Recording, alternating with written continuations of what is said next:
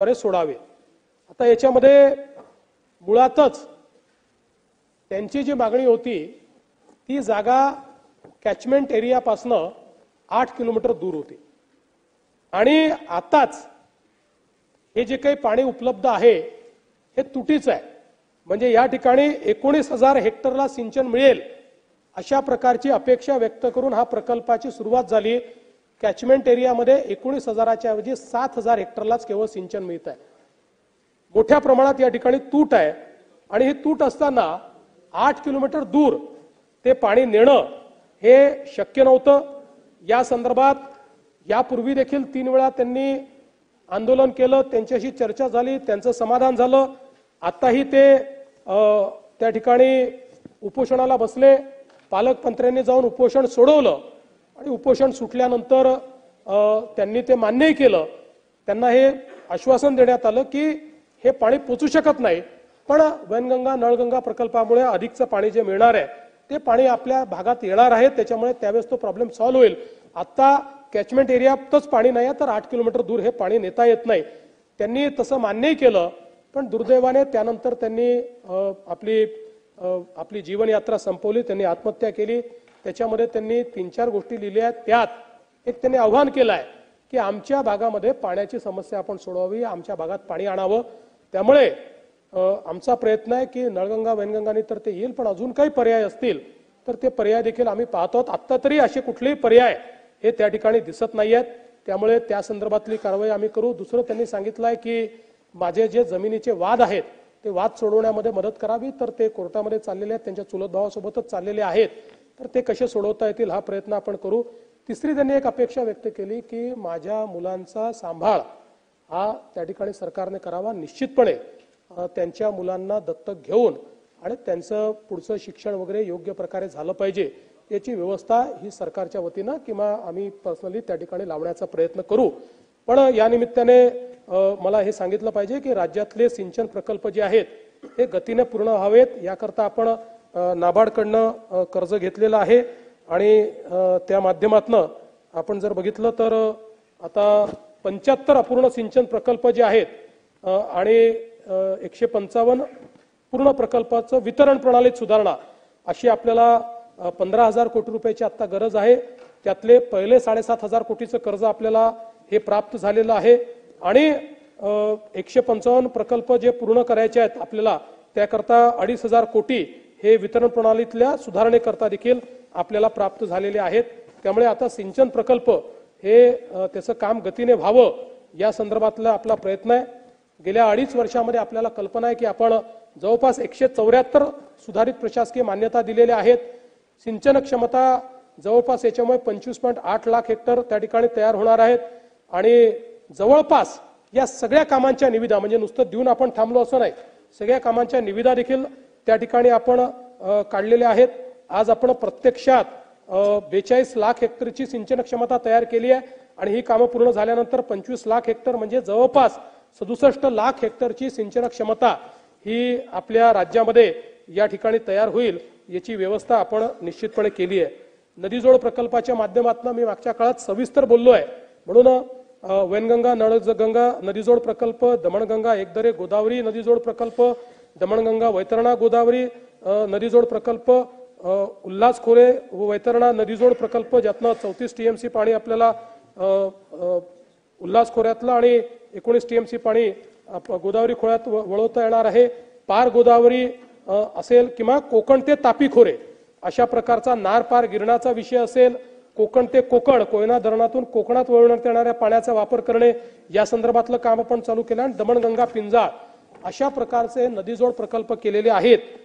या नदीजोड प्रकल्पामुळे महाराष्ट्र हा कायमचा दुष्काळ मुक्त होऊ शकेल अशा प्रकारची याची रचना करण्यात आली आहे।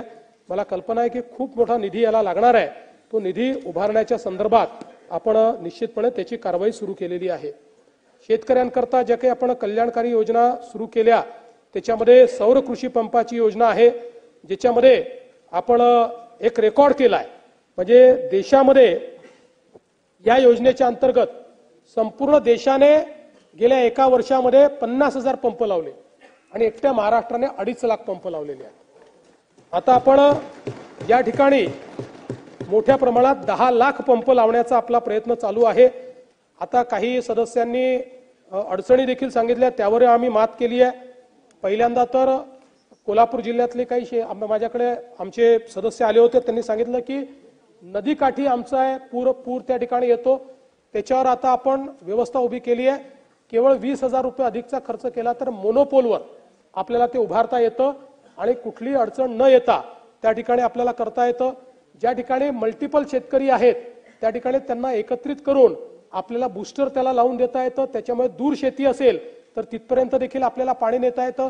जिथे पाणी पातळी खाली गेलेली आहे त्या ठिकाणी 7.5च्या ऐवजी 10 HP पर्यंत आम्ही आता देण्याचं मान्य केलेलं आहे। पण टाळ्या वाजवण्याच्या आधी त्यातली अट समजून घ्या, 7.5 HP पर्यंत पूर्ण सबसिडी मिळेल। पुढच्या 2.5 HP ची सबसिडी याकरता मिळणार नाही की नियमाने 200 फुटाच्या खाली आपल्याला उपसा करता येत नाही, पण शेतकऱ्यांची अडचण पाहता आपण आता निर्णय गेला 10 HP पर्यंत देखील आपण देणार आहोत। त्यामुळे उरलेल्या 2.5 HP चे पैसे हे भरावे लागतील, कारण नाहीतर आपण अतिरिक्त पाणी उपसाला इन्सेंटिव्हाइज करतो अशा प्रकारचा त्याचा प्रयत्न असेल। त्यामुळे आता याही व्यतिरिक्त जर काही प्रश्न आले तर तेही प्रश्न आपण निश्चितपणे या ठिकाणी निकाली काढू। याच सोबत एक अजून महत्त्वाचा मुद्दा मांडण्यात आला, तो म्हणजे मुख्यमंत्री बळीराजा मोफत वीज योजना तर चालू राहणार आहे। सौर कृषी वाहिनीचं मी सांगितलेलं आहे ते देखील या ठिकाणी चालू राहणार आहे। RDSSच्या संदर्भात मोठ्या प्रमाणात आता आपण कामं सुरू केलेली आहेत आणि विशेषतः कालच मी एक बैठक घेतली आणि 2030 साली आपली मागणी ही प्रचंड वाढणार आहे। त्यानुसार आपण मोठ्या प्रमाणात विजेची निर्मिती आणि वीज विकत घेण्याचे करार देखील केलेले आहेत, पण त्याचं वहन करण्याकरता कॉरिडॉर्सची गरज आहे आणि म्हणून आपण या ठिकाणी मोठ्या प्रमाणात कॉरिडॉर्सची निर्मिती सुरू केलेली आहे। त्याचा पाठपुरावा आपण करतो आहोत आणि पूर्णपणे फ्युचर रेडी कॉरिडॉर अशा प्रकारची एक व्यवस्था आपण उभी केलेली आहे। भविष्यात लागणारी कॅपॅसिटी मध्ये गुंतवणूक करण्याकरता आपण रिसोर्स ॲडिक्वसी प्लॅन तयार केला 2035 पर्यंतचा। त्या प्लॅनला मान्यता दिली, त्याच्याकरता लागणारे रिसोर्सेस याचं टायअप आपण केलं आणि त्याचं काम देखील आपण सुरू केलेलं आहे। त्यामुळे आता वीज आहे पण वहन करण्याची क्षमता नाही अशा प्रकारची आपल्याला परिस्थिती कुठेही पाहायला मिळणार नाही। आता या ठिकाणी आपण जर बघितलं तर एक मुद्दा आला, मला वाटतं आमच्या सुनील प्रभूंनी मांडला आणि त्यांनी सांगितलं की तुम्ही अडाणींना कुठलीही परवानगी न घेता त्या ठिकाणी सौर आणि हे जे काही आपलं थर्मल असतं याचं बंडलिंग करण्याच्या संदर्भात बेकायदेशीर अशा प्रकारचा एक कॉन्ट्रॅक्ट दिला। पहिल्यांदा तर आपण हे लक्षात घेतलं पाहिजे की सेंट्रल इलेक्ट्रिक अथॉरिटीने हे सांगितलं की सर्व वितरण कंपन्यांना त्या ठिकाणी 2033-34 पर्यंतच्या उच्चतम मागणीचा अंदाज घेऊन आणि केंद्रीय विद्युत प्राधिकरणाच्या निर्देशानुसार दरवर्षी संसाधन पर्याप्तीचा अभ्यास करणे, त्यानुसार वीज ग्राहकांना अखंडित व सुरळीत वीज पुरवठा करण्यासाठी आवश्यक असलेल्या वाढीव विजेचे नियोजन करणे या संदर्भातली कारवाई करायला सांगितली।